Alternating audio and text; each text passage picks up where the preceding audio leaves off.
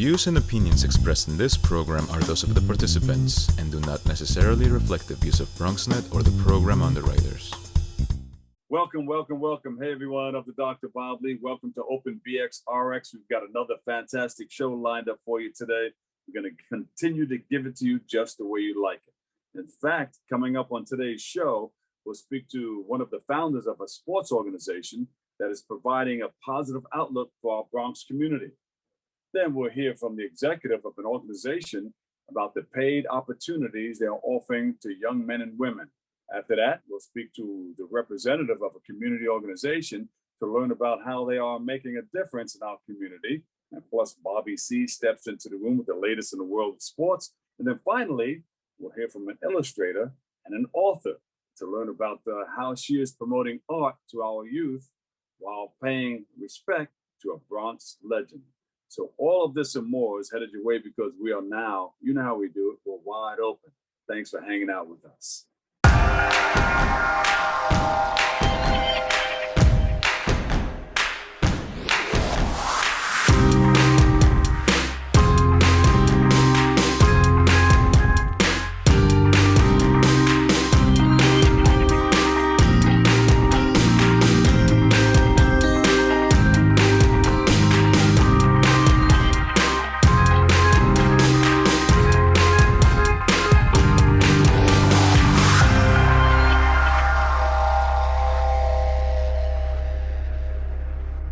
Hey everyone, I'm your host, Dr. Bob Lee, and you're watching Open.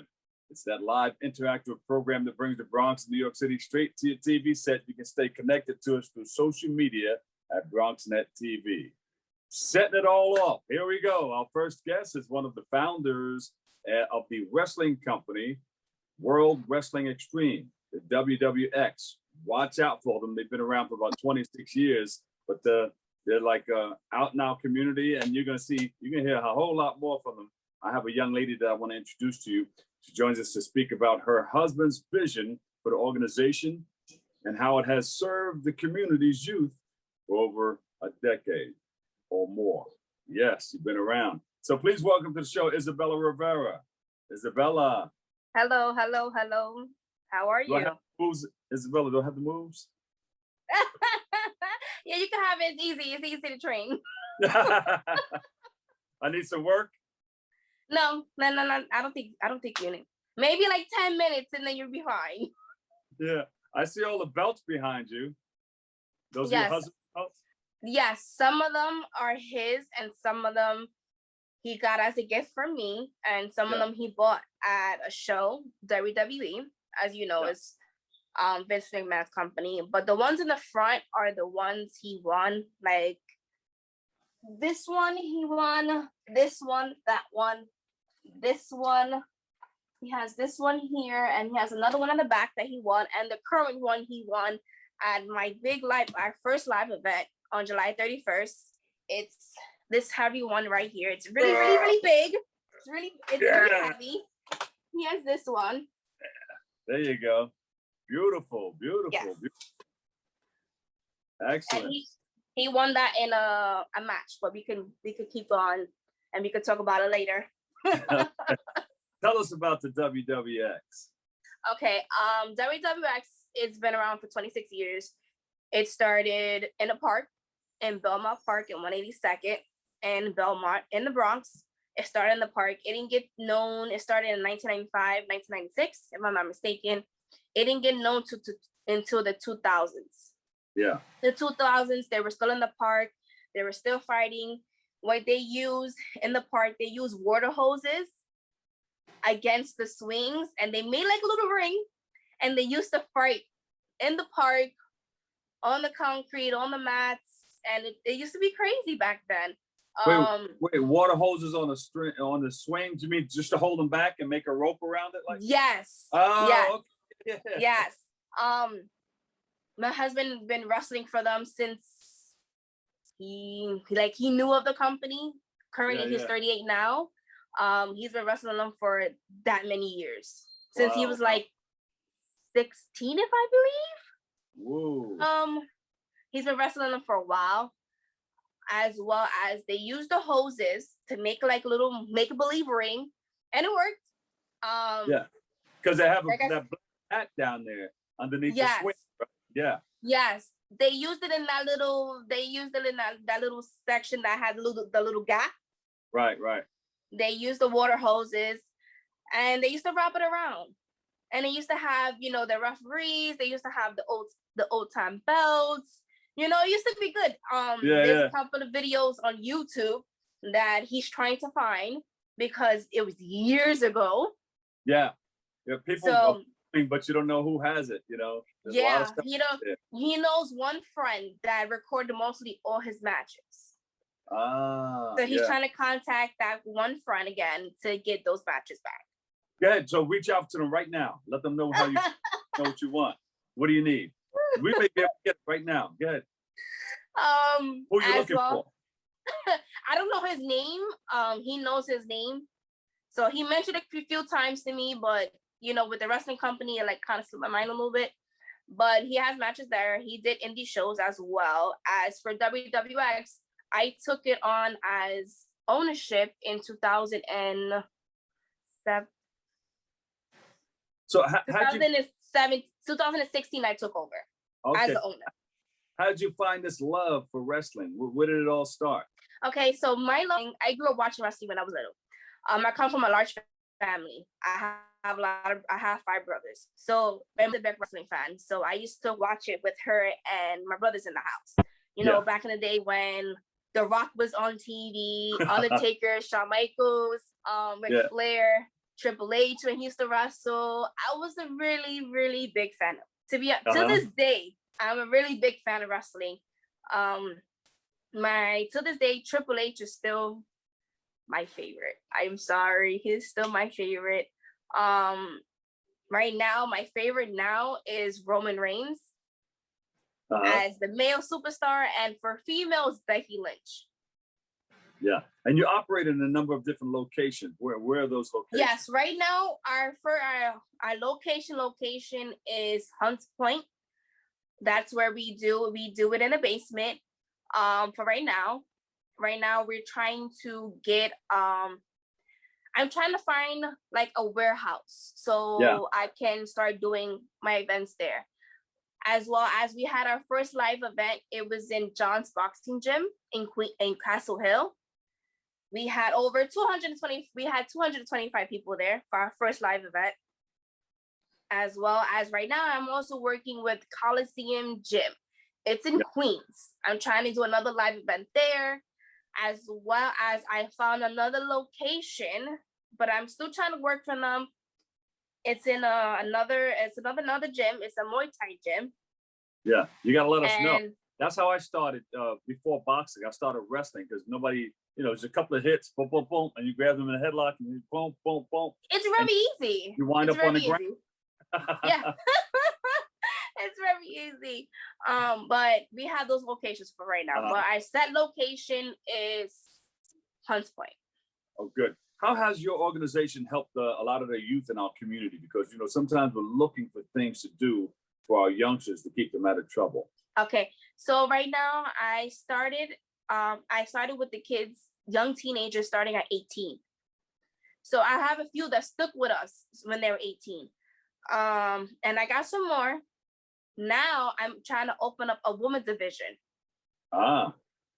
So right now I have 5 girls right now that wants to join, but they have their training. The head trainer is my husband because he's been doing it for so many years. He has done live events. So it's good. But to get the kids off the street is so they won't be in front of the building, causing trouble, getting locked up or getting killed, or just doing stupid stuff in the street. It shouldn't be that they want to follow behind their friends that's doing bad. Yeah. And now this day and age, and with the generation that we have now, it's crazy. So I'm trying, I put my flyers up. If you're 18 or over, I'll take you on the friend wing. And I have one guy, his name's Nazir. He goes the name of Creed. Right now, he's currently my Global IC champion. He's been with us for a while. And he started, he's the oldest out of his family. Yeah. And this is what makes him come and enjoy every weekend, every Saturday and Sunday. And he likes it, he enjoys it. And, you know, he has a lot of personal problems, you know, like that he defeats, but he puts that on the side to come wrestle. Hey, we love everything that you're doing. Thank you so much. We want you to come back again and maybe to show some pro wrestling stuff in the back. I know a lot of the pro wrestlers, they stop by and wave a hand. And when you get that girls division going too, we want to come by the cameras and take a picture of that. Yeah, where can we get more information on all the wonderful things that you're doing, helping people in our community? And we want to come and see some of that stuff, you know? Okay, so I think 5 social medias. Right now we're on Facebook, we're on YouTube, we're on Twitter, we're on TikTok, and we're on Instagram. So our main 2 ones that we're really really on. To get all the videos, you go to YouTube and you type in World Wrestling Xtreme with an X. Not with an E, it's with an X. Yeah. And you go to Facebook, you type in WWX Melendez, and it's gonna pop up. So you get the videos and you get pictures, and you most likely you get videos on Facebook, but all the videos is uploaded on YouTube every week, and you can see all the matches from the start, from when I started putting them up, because it took a while for me putting them up. So I just started putting them up, I believe in 2018, I started putting the videos up. All right. So give me some wrestling moves, because I'm going to wrap it up. Well, it's easy. Well, to be honest, I was one of the wrestlers. I fought 2 men, a tiny team with my husband. So it was kind of hard. So it's kind of, you know, if my husband was here, I could show you easy stuff to lock up or to grapple or anything. Show me next time, okay? We're going to take a break right here. Isabella Rivera, thank you so much for Let My Neck Go. Owner of WWX, Isabella Rivera. The Riveras are in the house. We'll take a break and come back with more next on Open.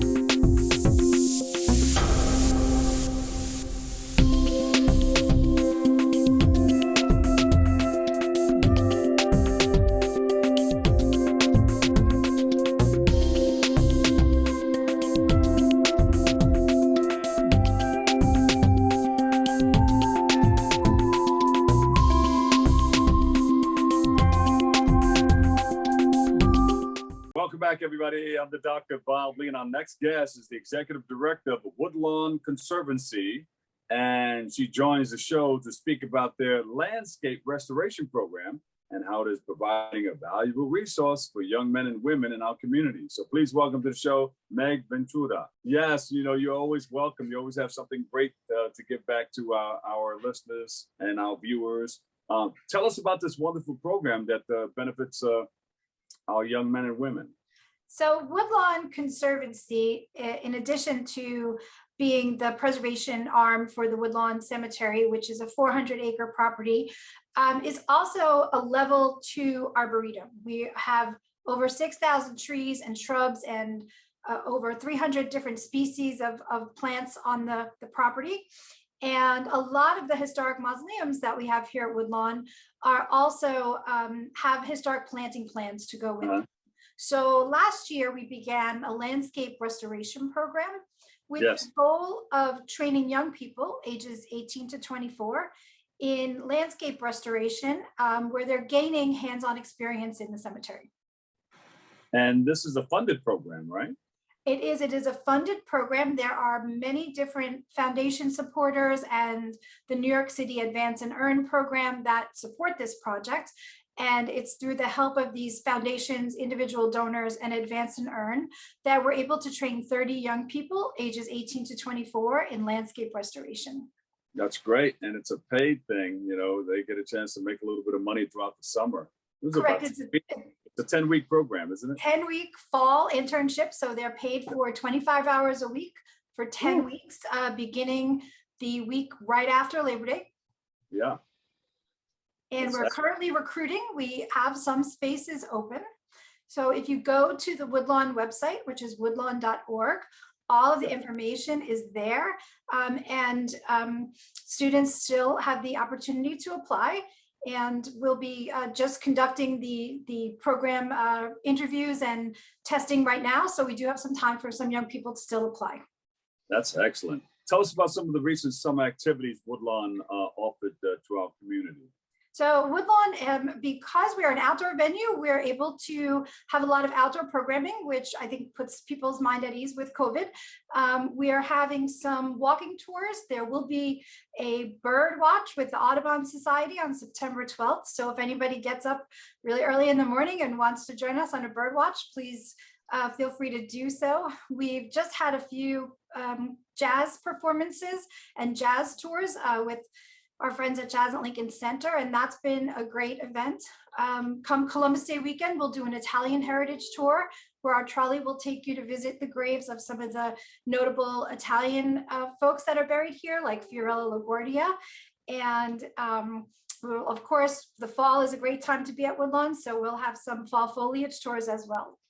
Yeah, I think Hal Jackson from Inner City Broadcasting, WBLS, is buried there too. And he has a bench next to his, I think that's where we went when we had his burial. Well, I'll find out for you, and we'll get you back here to go to the gravesite. There you go. Okay. Yep. Thank you so much. Now, how has COVID or the pandemic affected your ability to work in our community? Well, I would say that we're very pleased that we were able to conduct both our masonry, actually 3 things. We've had our masonry cohort. We had a cohort of summer youth employment students with us for the summer, learning documentation, cleaning monuments, planting flowers, and we're about to start our second cohort of landscape restoration. So it's taken a little bit of adapting on our part. We've used Zoom a lot for some of the lectures, so the students are receiving their sort of instruction via Zoom, but the field work is still happening, and we're just so great that our young people are able to get some hands-on experience, get some on-the-job experience, have a safe place to come in the summer and be outside with other young people that they may not have met in their own high schools, or maybe they have met from different high schools, and that's been really great. And you do both. They have classroom experience, and then you take them out into the cemetery to do some work. Yeah. And what's really great about the classroom part of it and doing it by Zoom is it allows specialists in historic preservation from anywhere in the country to Zoom in, and the young people are getting the benefits of having that access to the experts. And so, we've had to do some adapting, but so far it's been a great success. Anything coming up we should send our production crew out to? Well, of course, there's always our trolley tours that are coming up, and we'd love to get you here on the site and see something, some interesting grave sites here at Woodlawn, and come out for the Italian history tour, or come out birding, or come out for the fall foliage tour and really see the beautiful colors of Woodlawn. Yeah, we'll send Jimmy out with Stephen and Yasmin. That would be great. Fantastic. Our production team, I'm sure they'll be ready to go. If they That's can't great. make it, That's great. we'll try to get someone else. Mhm. But thank you so much for all of the things that you're doing with our youth and our community. We really, really appreciate that. Great. Well, we love having them here, and we think it's a great program too. In our last landscape cohort, some of the young people had gone on to jobs with New York Restoration Project, with Randall's Island, with New York Botanic Garden. One young man's working out at a golf course on Long Island. And so there is pathway to some, meaningful careers and work right here in New York City. And so we're happy to provide that pipeline and that startup experience, so our young folks can get good jobs, well-paying jobs, and be right here in their community. Meg, where can we go for more information? So please visit our website, which is www.woodlawn.org. Of course, we're on Facebook, Twitter, Instagram as the Woodlawn Cemetery and Conservancy. And we just hope to see you at Woodlawn. We're open every day, 8:30 to 4:30. The public is welcome to come in and just walk the grounds, view the beautiful architecture that we have here, kind of take a step away from their busy worlds and come into a quiet space every day, 8:30 to 4:30. There you go. That's as quiet as it's kept. Yep. Thank you so much, Meg Ventrudo, Executive Director of Woodlawn Cemetery and Conservancy. Thank you so much, Bob. It's great to see you again. Thank you, and see you soon. Great. See you soon. All right, we'll take a break. We've got more. Stay right there. Next. We built a media network for you. BronxNet TV. Come learn in your new state-of-the-art studios at Lehman College. At Mercy College. And coming soon to the South Bronx in the Hub. Inspire with your stories, culture, history. Your Bronx on BronxNet. Engage with us. Connect with us at your channels and at bronxnet.tv. Learn, engage, inspire. BronxNet TV. From the Bronx to the world. BronxNet.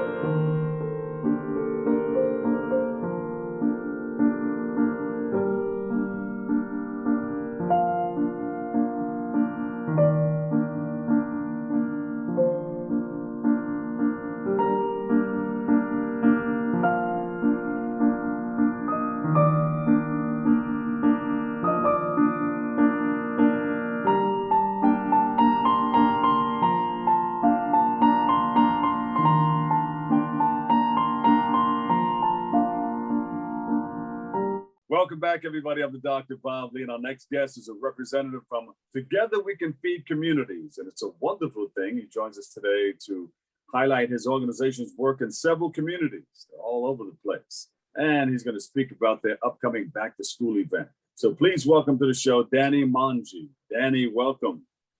Thank you, Dr. Bob Lee. Good to be back.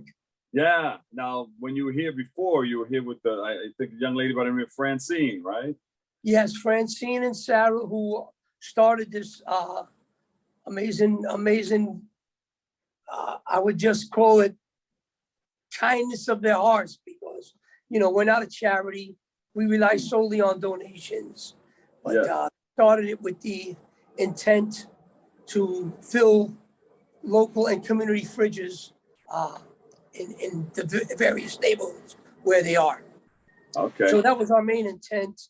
And in June, we did a baby event where we had tons of baby formula, diapers, clothes, wipes, you know, for anybody that came by. It was a free event. Yeah. And this will be our second special event, our back to school event, which will be September 11th at Van Cortlandt Park, the end of the #1 train. Just get off on the park side, walk 1 block north, and you'll see signs where we're going to be set up. And Danny, how are you guys funded with the We Can Feed community? We solely rely on donations and the kindness of people. You know, despite everything that's going on, there's so many people that have good souls, are generous, and they donate to Together We Can Feed Communities. And what we're trying to do now is get backpacks and school supplies. If you don't mind, I could read off some of the stuff we need. Well, who are some of the people that you're reaching out to, and what do you need? We've reached out to World Vision, some churches that we know are doing back to school events. Well, I'm going to give you the microphone right now. I want you to ask whoever's watching, our wonderful watching audience. We're going to give you the microphone and the cameras, and you can just ask for what you need. Okay, because you're doing a work for the community. All right, well, hello, everyone. My name is Danny, and we are having a back to school event that is for everybody. It's been shared in many community pages, and we're getting a lot bigger response than we thought we were going to get. So we're in desperate need now for book bags, lunch boxes, pencils, pens, scissors, colored pencils, children's face masks, adult face masks, mini hand sanitizers, anything you would put in a big book bag for a child. Volunteers. We want to send them to school prepared. Yeah, you need volunteers and money. Yes, we have. If you go to our page on Facebook, Together We Can Feed Communities, you'll see several links. Some are for the GoFundMe, which we use 100% to buy what's needed. Yeah. We also have a Target wish list. There's a link for that. There's an Amazon wish list with a link for that also. You know, we prefer if people would shop local, but I know it's not feasible for everybody. So we give those links as an alternative. That's great. That's great. What are some of the things that you've been doing during the summer so far? Oh man, we keep busy. I mean, we're constantly filling these fridges. I mean, it's hot out, and you know, and sad to see that as soon as we fill them, they're empty 5 minutes later. You know, there's a real need.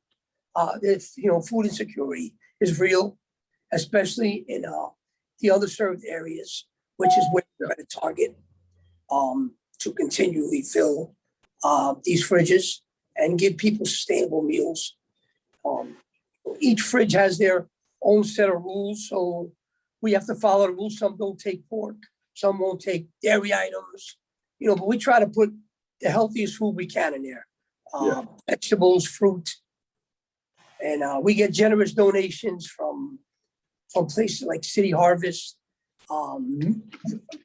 Ridgeway Alliance Church in White Plains. The fridge knows. The refrigerator knows. Yes, and each fridge has their own rules and Yeah. signs of what's acceptable, what's not, you know. So we basically give them a lot of vegetables, fruits, milk, butter, eggs, staple items, because we get an abundance of them when we go up to these pantries. Now, when you say refrigerator, you mean the warehouse or where you stock the food? No. The refrigerators are community refrigerators. So these community refrigerators have become a big concept, especially here in New York City. There's many of them in areas with food insecurity and food injustice, you know, and we target those areas to fill. Yeah. Okay. So it's been very productive this summer. There you go. So what are your plans coming up? Of course, you got the back to school, and then what happens after that? So right now we're going to focus on the back to school event, but right after that we go full force back to the refrigerators. People are still donating. The pantries are still helping us. So as long as we continue to have resources, we will continue to feed these community refrigerators, fill these community refrigerators. All right. So let us know, keep us abreast of what's going on, and once again, let people know what you need, and give us that the email address or website where we can go to find out more about your organization. Okay, we have a page on Facebook. It's very detailed. It's called Together We Can Feed Communities. And if you click on our page on Facebook and scroll down, you'll see the items we're targeting now are the school supply items. So there's a link there for Target, there's a link for Amazon, and there's also a GoFundMe link. Yeah. Any help is appreciated, because we expect this to be a pretty big turnout, and we want to make sure that we have enough supplies for all the parents and children to come. Thank you. Danny Monge, We Can Feed Communities back to school event. It's coming up. Say hello to Francine and the rest of the crew for us. Okay. Danny, thank you so much. That website, give me that website one more time for those of us who Together We Can Feed Communities. It's a Facebook page. There you go. It's very detailed. All right. Danny, thank you so much. Thank you so much for having me, Dr. Bobley. All right. Hey, guess what? Bobby C's up next. He's got the latest in the world of sports. Right, coming up.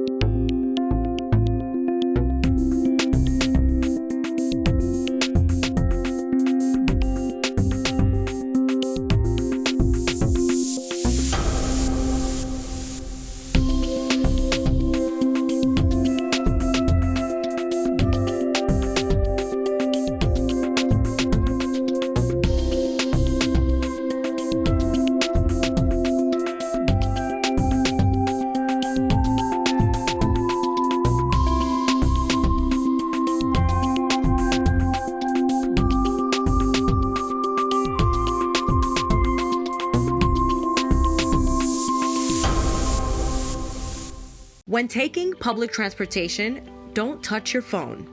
Carry hand sanitizer and use it immediately upon leaving the bus or train. Avoid touching your face. If someone is coughing or sneezing, move away.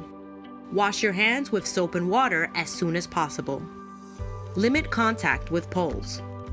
If possible, avoid rush hour. Don't eat or drink on public transportation. Keep your bag off the floor or other surfaces. Avoid directly touching turnstiles. Stay up to date with the latest from your local health department and CDC.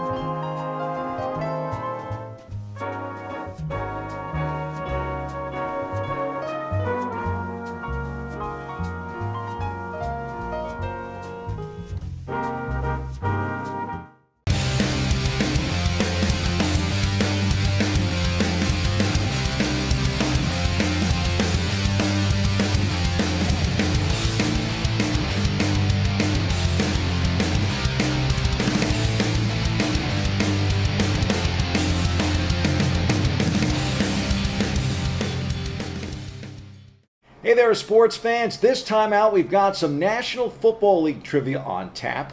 The NFL season is upon us. Let's celebrate the return of the Giants and Jets with 10 questions. Play along with us. See how you do at home. But first, let's take a look around the world of sports for some of the trending sports stories. Yeah, I like their work ethic. I like the way these guys show up every day and they work, and we've seen constant improvement. This is a team that's got a lot of mental toughness. This is a team that, as we've challenged them to go ahead and improve, challenge them on different things, they've responded. I like the way they compete in practice. It's not perfect. We're far from a finished product. We have a long way to go as a team.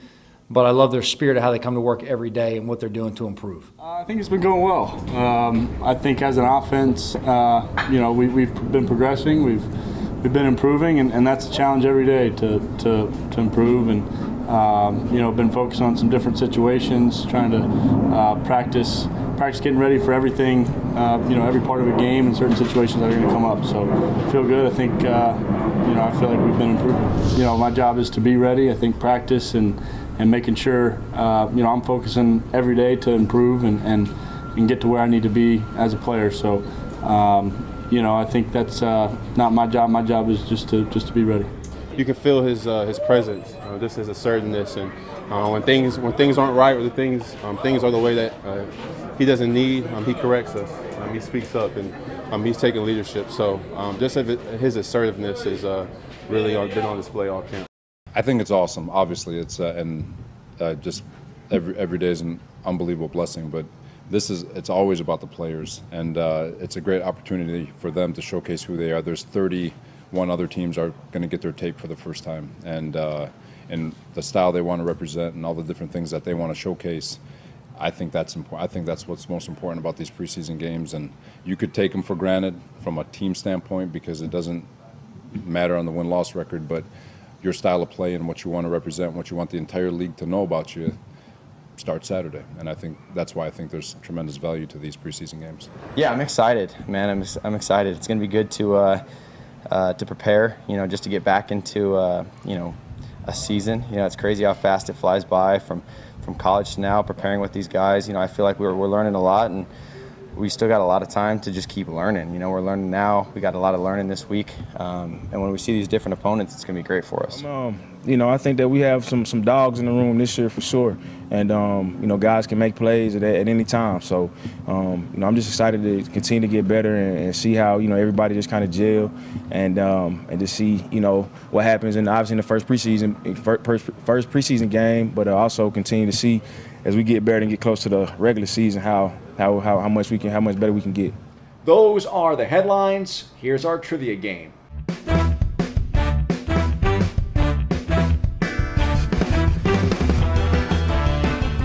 Question 1. What year did the Giants join the NFL? 1925, 1927, or 1933?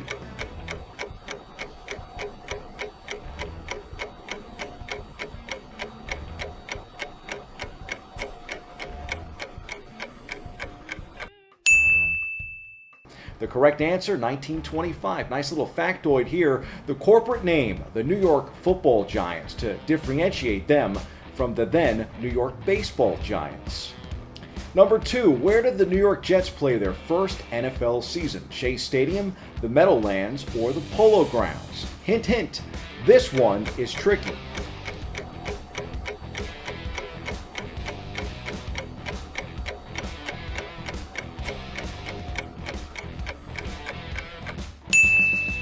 The answer, the Polo Grounds, only in their first season. Then it was Shea Stadium, the former home of the New York Mets from 1964 to 1983. At number 3, which quarterback led the Giants to the playoffs in 1997? Danny Cannell, Kerry Collins, or Phil Simms?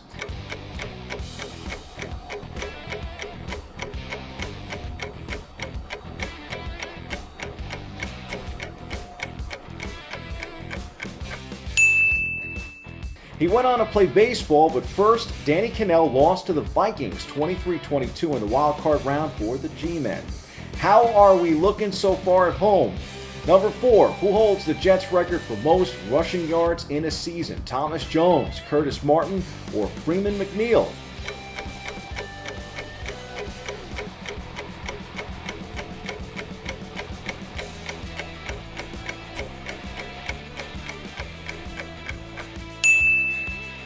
If you guessed Curtis Martin, you are correct. Martin rushed for 1,697 yards in 2004. The Hall of Famer owns the top 3 rushing seasons in franchise history for the Jets.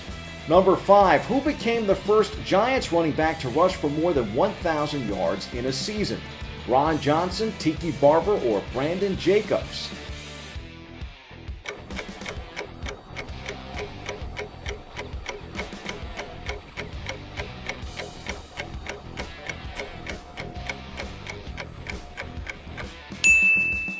Did you forget Ron Johnson? Ron accomplished the mark in 1970. He ran for 1,027 yards. Not too shabby. Halfway through our Giants and Jets NFL trivia here on BronxNet's Open. Pull it together for the stretch run. Number 6, in 2006, Eric Mangini became the then youngest head coach in NFL history when he got the Jets job. What age was he? 33, 35, or 37?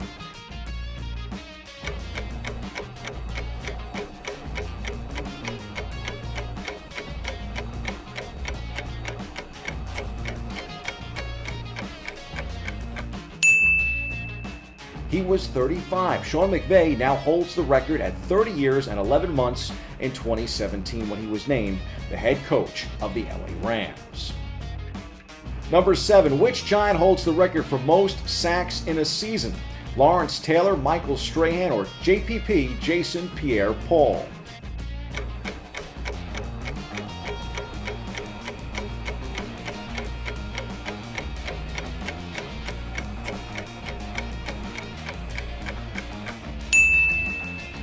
Michael Strahan had 22.5 in 2001, an all-time record across the entire NFL. 8. Between 1970 and 1999, the Jets only had a winning record against which of the following AFC East teams? Patriots, Colts, or Dolphins?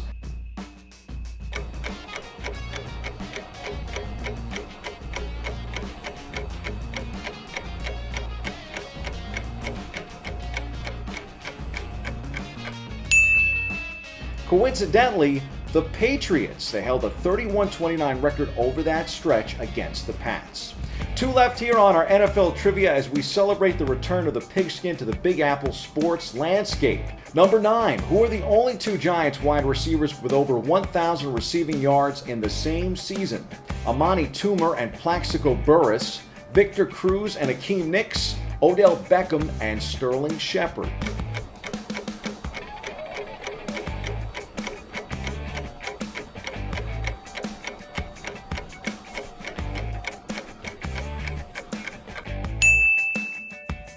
How about the Salsa Machine and Mr. Big Hands himself, Cruz and Nicks in 2011? Cruz finished with 1,536, Nicks notched 1,192. No wonder that team was so good. And finally, number 10, Joe Namath played his final game under center for the Jets in 1976. Since then, how many QBs have started a game for the Jets? 25, 29, or 34?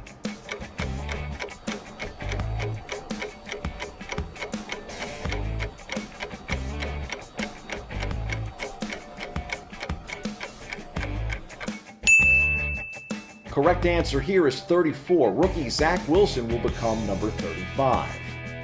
What will his record be as a Jet? Is he the answer for Gang Green? At me, at The Voice, Bobby C. to weigh in. Are you ready for some football? That's your look at sports. I'm Bobby C.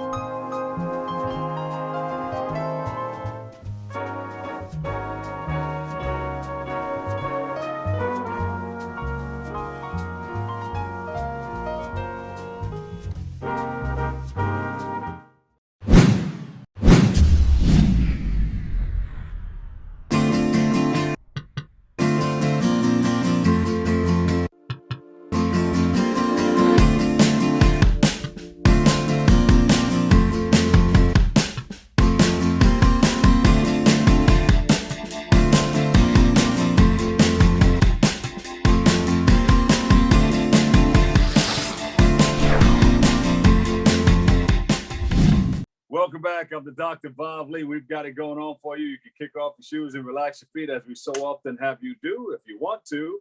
Our next guest is an illustrator, an artist, an educator, and now an author. Beautiful. She's here to speak to us today about the Kickstarter she is initiating for her latest book, Eggie's Adventures at Poe Cottage. It's a beautiful thing. And she's going to speak to us about the work she is doing to promote art in our community.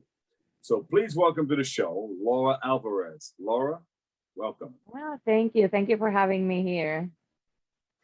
Laura, you are an author now. How does that feel? I mean, you're writing books, getting it out there, you're self-publishing.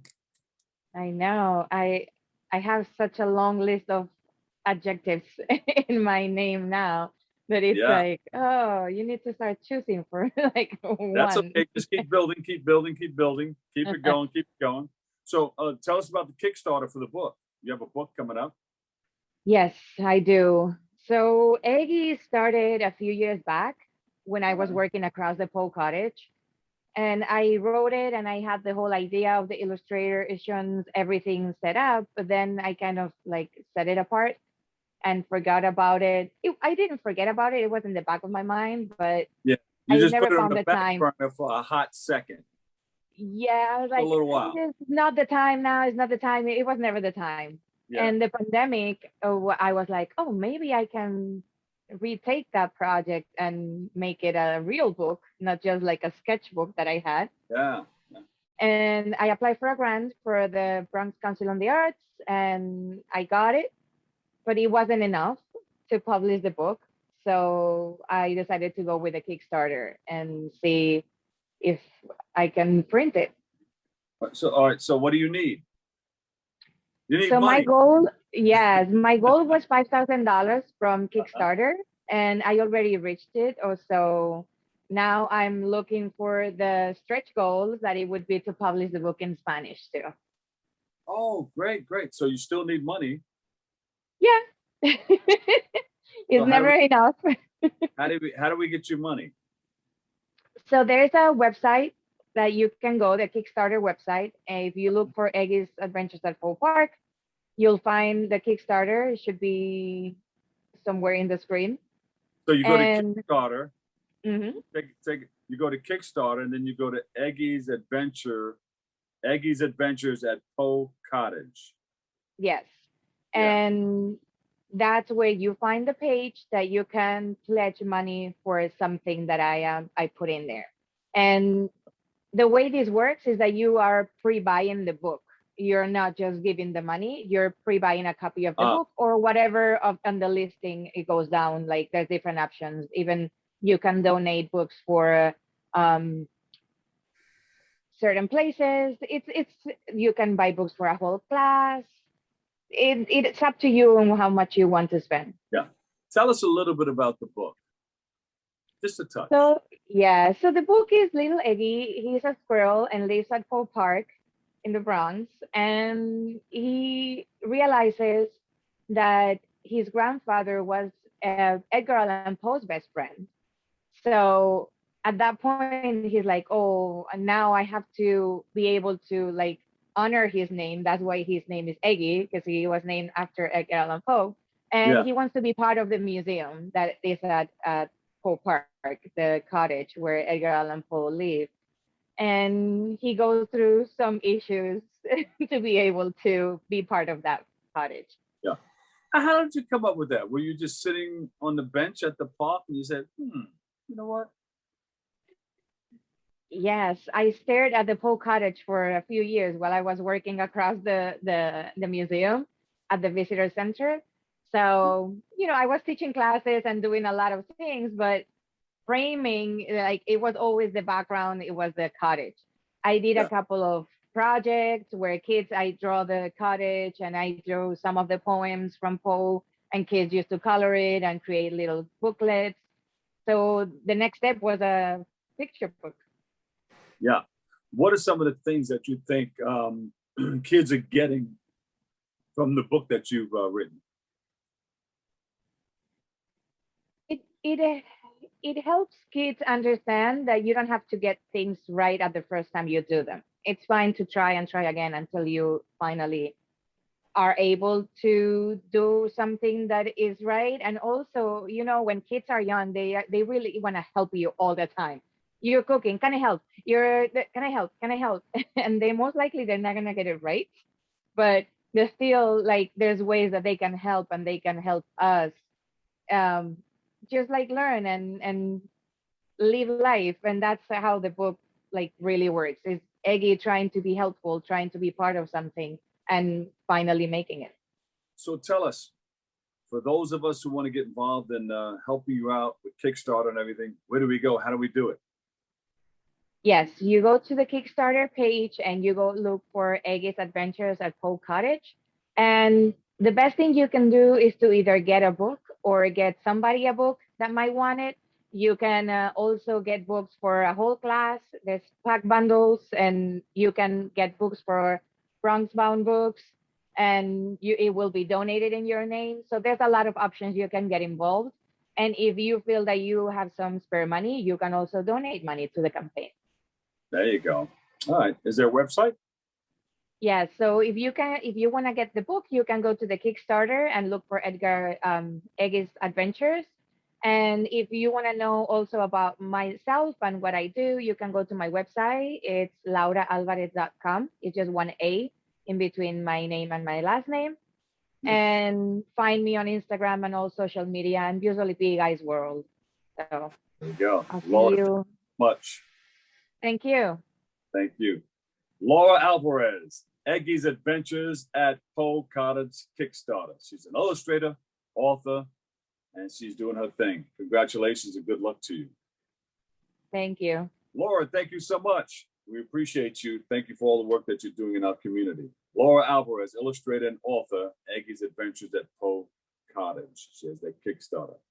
Unfortunately, that's all the time we have for today's show. We want to thank you for tuning in and checking it all out. And you can go to BronxNet TV for continued coverage. Always remember this: what you are is God's gift to you, and what you make of yourself is your gift to God. So choose your choice, let your choice control the chooser. For all of us here at BronxNet, have a great and enjoyable day. And thank you so much for letting us share in this space and time with you. I'm the Dr. Bob Lee, and I'll see you over 107.5 WBLS. We love you all. Peace.